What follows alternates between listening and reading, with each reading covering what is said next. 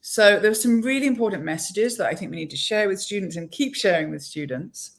One is that they can learn anything, that there are no limits to what students can learn. People used to think that some people had a math brain and some people didn't. Not true, has been completely disproven.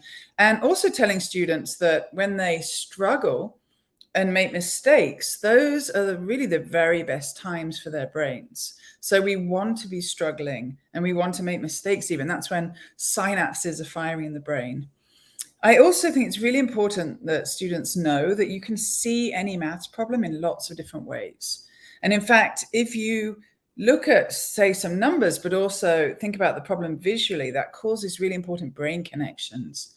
And we want to have a connected brain that's making all these connections. And that happens when we see maths visually and physically, maybe with words as well as with numbers.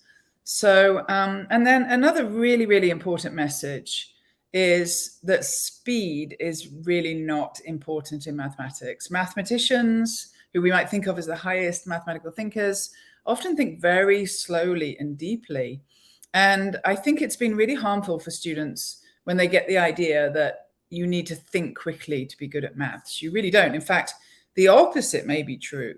You actually want to think slowly and deeply. So getting rid of that speed idea turns out to be really important for students, particularly when they see other students solve something more quickly and start to think they aren't as good. So that speed myth is really an important one to tackle.